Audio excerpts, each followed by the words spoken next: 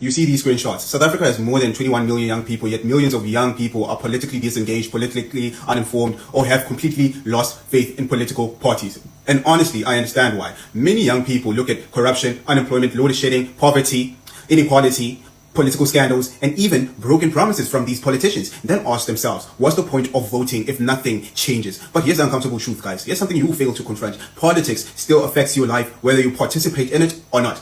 Politics affects your chances of getting a job, fuel prices, NSFAS, education, BEE, the economy, infrastructure, even the price of bread and transport. You can name more. Some people think politics is just politicians arguing on television. It's not, guys. Politics shapes the environment you survive in every day. Take international politics, for example. Many South Africans may not care about conflicts like the US-Iran tensions, but global political instability affects oil prices, markets, trade, inflation, and eventually the cost of living here in our country, South Africa. So whether you're politically active or politically apathetic, politics will eventually reach your pocket. Now, the question is, would youth participation actually change South Africa?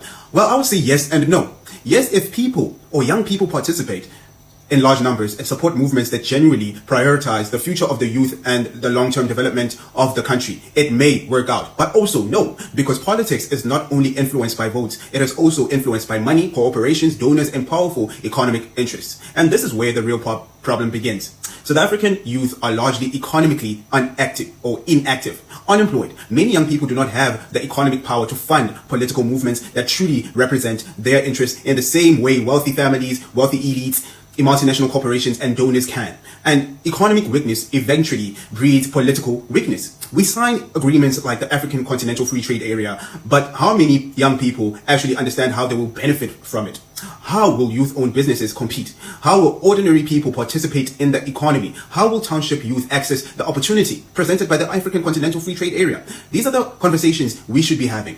Because a generation distracted by endless entertainment while corruption, inequality, economic extraction, and institutional failure continue unchecked is a generation surrendering its future without realizing it. And no, I'm not saying young people should stop enjoying life. I'm saying we need balance. We need a politically conscious generation, a generation capable of thinking critically, organizing, building businesses, understanding economics, and holding leadership accountable. Because meaningful political change requires more than marches, slogans, and election campaigns. It requires politically conscious citizens, economic participation, organization, long-term thinking, something that these governments or these people in these political parties lack. And institutions that genuinely represent ordinary people, especially young people, not only those with financial influence. Guys, what do you think, guys? Do you think youth participation can actually change South Africa?